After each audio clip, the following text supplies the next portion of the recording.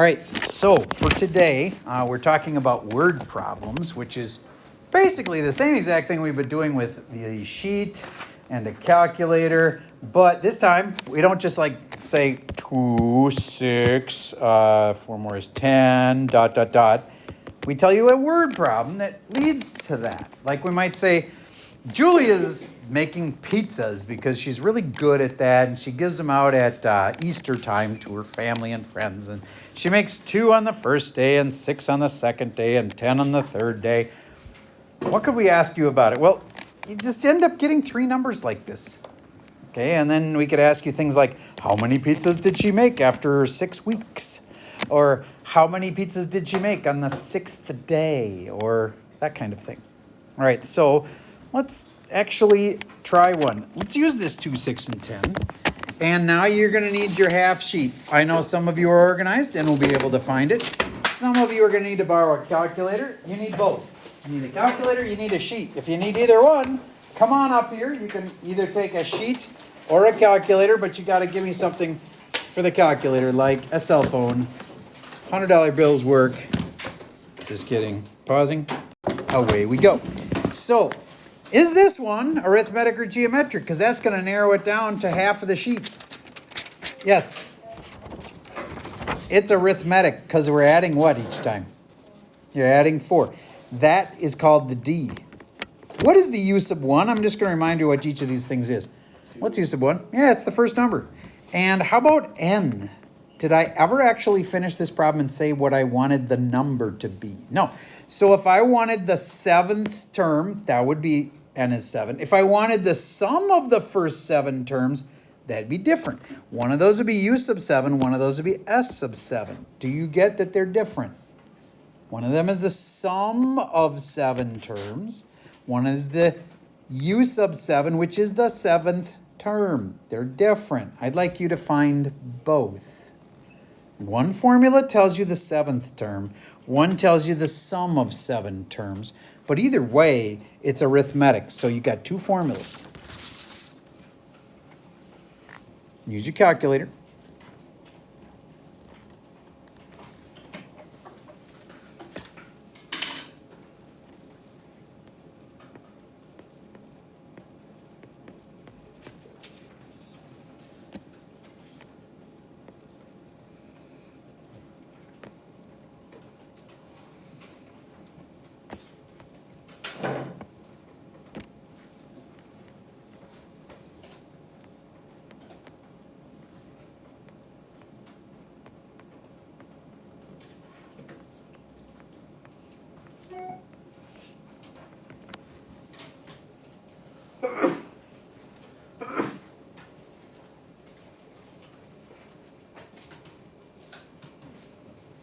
Okay, Jackson, which one do you want to do? Okay, so tell me what's u sub 1? U sub 1 would be 2. What's n? N would be 7. Yep. What's d? 4. It's the common difference. It's 4. All right. Now, can you and a calculator get that all together? Yeah. Take a second. Do it. Everybody, get your answer. Nolan, what did you get? 31. Jackson, you done yet? This is 6 times 4. 6 times 4 is 24. 24 plus 2. Would be 46. This is plus. 26. 6 times 4 is 24. Plus 2 is 26. Raise your hand if you had 26. Okay, good. All right. We just had one wrong answer first, and I think that threw everybody off. All right. Now we're going to go do this one. Do you get, this came right off the sheet, S sub 7 is the 7th, where n is 7. So note, n is 7. Put in a 7 here and here. Next, put in the rest of the numbers. Carly, what's u sub 1? 2 is correct. What is the d, Stephanie? 4. Okay, now I'd do parts of this in my head. I would not do it all in the calculator. I'd go 6 times 4 is 24. I'd do that in my head. But if you're stuck at multiplying, sure, take the calculator and go 6 times 4. And then you'd add 4, because 2 times 2 is 4. And then you'd times by 7 over 2. Get that answer. Get it on your calculator, and I'm going to walk around and see if you got it right. So the answer for that one came out to 98. Which means that the sum, as in if I added all of the numbers up, she was making pizzas, remember? All the pizzas she made, 98 pizzas. Be a little crazy. Must have a lot of friends. Okay, so I'm going to make another real world kind of problem. And let's see if we can do this one. You're on a trip. A lot of people are going on a trip to fun places for spring break. And so imagine for a moment that you're at one of those like pyramid kind of places. Like I'd love to see Machu Picchu someday. And let's say that you're counting up all of the blocks that make up this pyramid, and you're able to count the bottom row, and it's 150 blocks in the bottom row. So I want you to draw this exact thing. 4 things stacked on each other. There's 150 blocks in the bottom row. And then some tour guide tells you, yeah, well, other kids have counted this thing and they figured out that there's 30 less blocks in each row. 30 less blocks. And obviously there's less blocks because look, it's smaller, right? There's 30 less blocks in each row. Well, do you get that that means that this would be 120? All right. So you can't even see anymore because you're at the bottom of this pyramid, so you can't see the rest of the things. You're going to have to trust him that there's 30 less in each row. But you can tell there's 4 levels. All right. So then, is this arithmetic or geometric? That's your first test to pass. You got a sheet, and it's going to say it's arithmetic or geometric. Which one is this? Arithmetic. Now you only got 2 formulas. It's either the U sub n or it's the S sub n. What if I said, how many total blocks are there? Which is that? Yes? S. That's the S one. Do that. Figure out how many total blocks there are by using the S sub n formula. I know I made this easy enough. You could probably just do it in your head, but don't do that. Use the formula. This is arithmetic S sub n formula.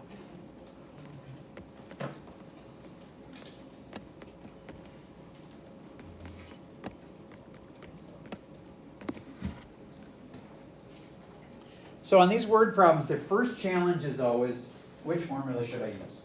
Turns out it's the arithmetic, because we were just subtracting 30 each time.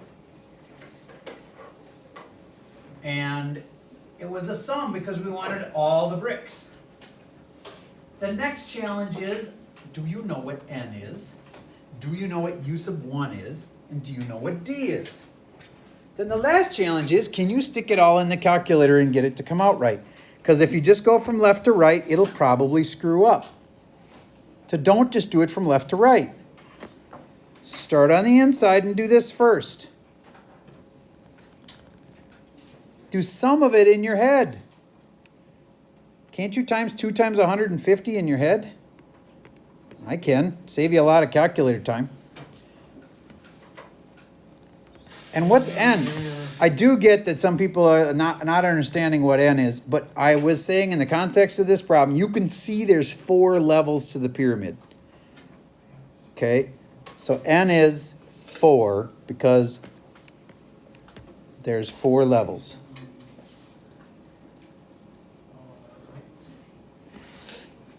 Okay, now type it into the calculator. I know, it's kind of crazy. The universe likes to play jokes sometimes.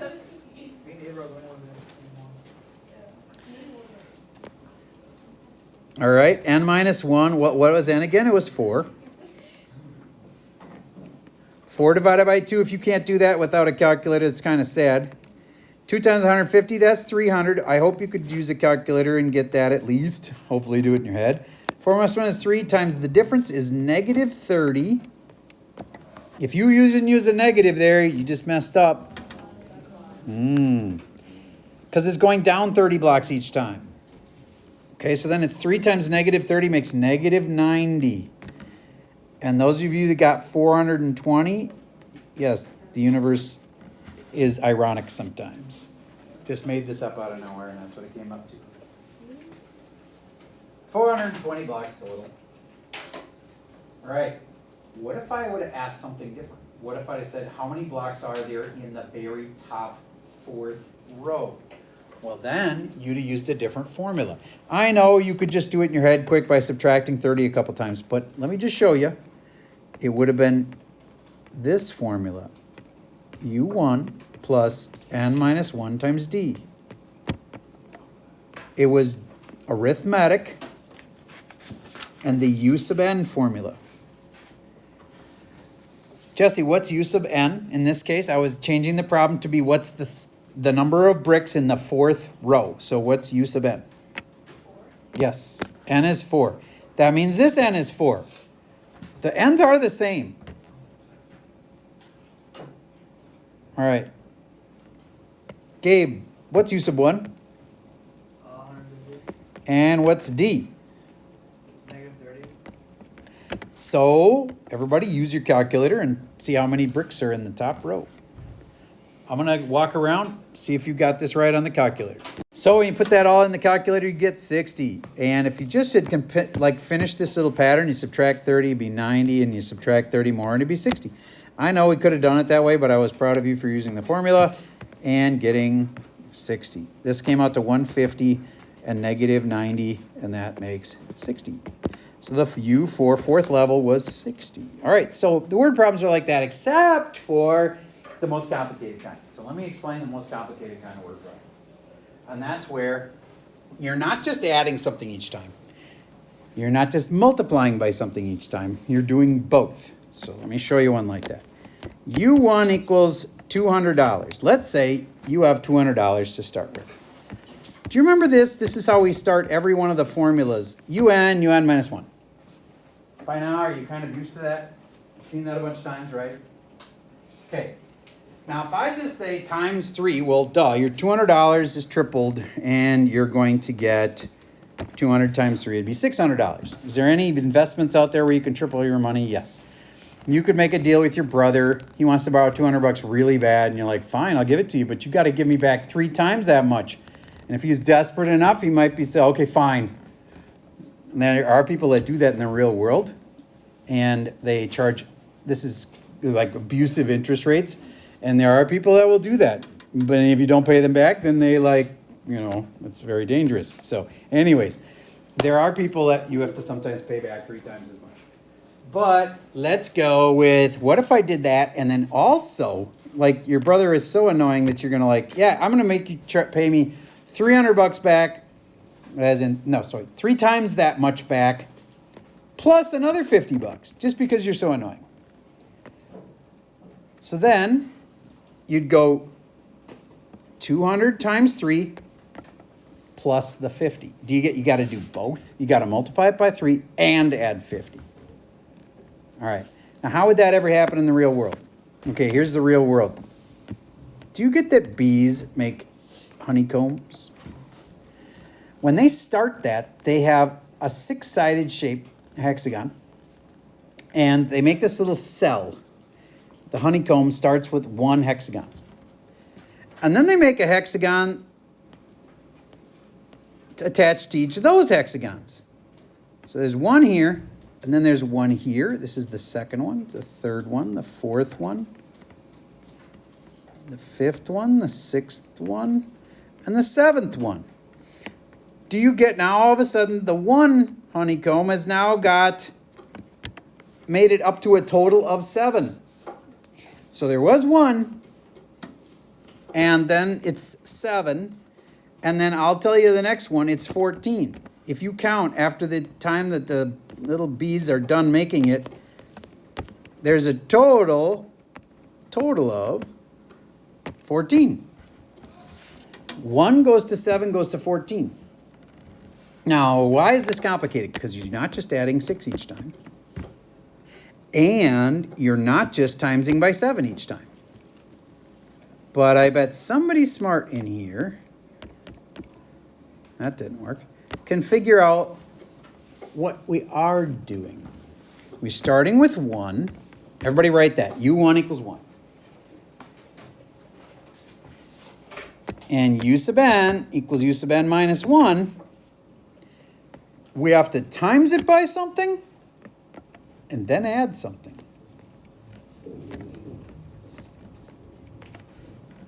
I know you can hear the chairs moving. Soon, not yet.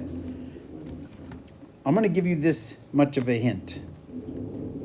We're never going to make this problem incredibly hard because it's already complicated. We're probably going to have it times by 2 or 3, something that's kind of nice and easy, right? If you times by 2 and then do something, it'll work. Can you figure out what the secret is?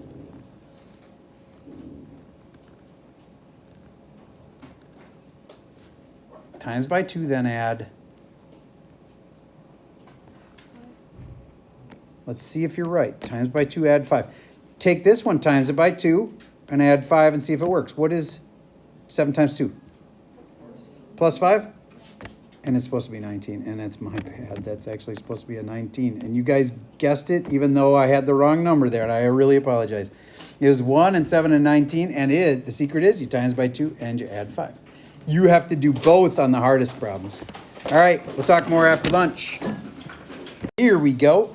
Just got back from after lunch, and I was reminding kids that if you had a 1 that turns into a 7 that turns into a 19, it's not just add something each time. It's not just multiply by something each time.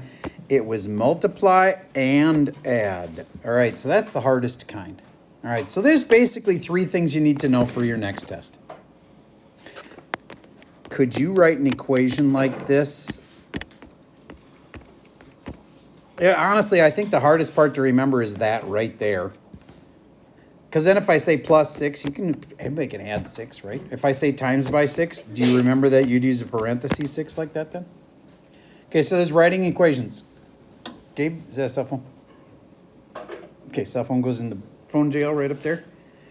All right, so if I want an S sub n, do you guys get those as sums? Okay, and there's 2 kinds, the arithmetic kind or geometric kind, and you can look them up on the sheet. Then there's U sub n. Do you get those are just a term, like the 4th term? And there's arithmetic and geometric of those. Then the last thing is there's an infinite kind, and those only work when it's going down. Like 4 cuts in half is 2, cuts in half is 1, cuts in half is a half, dot, dot, dot. That kind can be added up. I want you to find it on the sheet. Look for the one that has a little infinity symbol. U sub infinity. Jesse, what is that formula? U sub 1 Over 1 minus r. Perfect. And in this case, what's U sub 1? Gabe? 4. And 1 minus r, which would be Daniel. What's the r? The rate, the thing we're multiplying by each time? 0.5. 0.5. Good. So you'd use your calculator and get that answer. Now I can do it in my head. Maybe some of you can too. 1 minus a half is a half. And dividing by a half is like timesing by 2. So then this would be 8. And your calculator would have said the same thing. And that's what these all add up to. They all add up to 8. So that's an example of a little bit of everything. So your assignment for today is kind of unusual because it's got a not a Word document, sorry, a PDF that's got a bunch of questions on it. And then you take your answers and you type them into Schoology. So let's start it together. Find the PDF that's got the questions on it. And word problems are never, I mean, nobody says, yay, it's word problems. I get it. But all you got to figure out is, what are they starting with? And then what are they doing to it? Are they adding or multiplying? And then what do they want? Do they want a sum of a bunch of things? Or do they want the like 4th term? All right. So read me question number 1, Nolan. Okay, I'll come back to you for question number 2. Danny, could you read me question number 1? An auditorium has 20 seats on the first row. Wait, 21st row. Okay, keep going. 24 seats on the second row. 24 second row. 8 seats on the third row. 28 third. And I think I see a series of numbers here. But wait, series is where you add them up. But do they just want to know like how many are in the 30th row, or do they want to know how many total there are? There are 30 rows of seats. How many seats are in the theater? Sounds to me like they want the total, right? Would you agree that's an S sub something? Now, is this the kind where it adds something each time, or is it multiplying by something each time? Adds something each time. It adds 4 each time. So that's arithmetic. Find the S formula under arithmetic. It's on your sheet. Martina, would you read me the S sub n formula for arithmetic? N over 2, Times parentheses, 2, u sub 1, plus, plus, then minus 1. times. Nice. All right. Now we just have to fill in our numbers. And I trust that from here you'd be able to know what u sub 1 was. N does get confusing. It's the number that we care about this time. They told us there's 30 rows. So n is 30.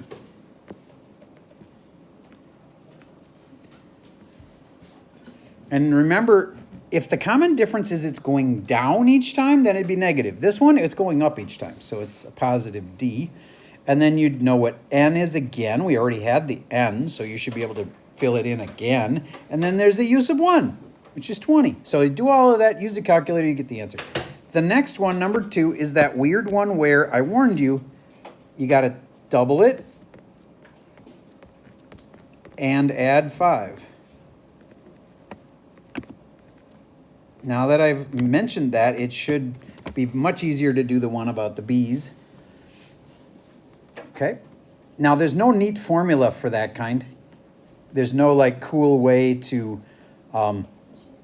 put that in a calculator, but you can still just find each one of them by hand by doubling it and adding 5. Do you have a question, Ava? No, Okay, all right. So that's problems 1 and 2 off the PDF.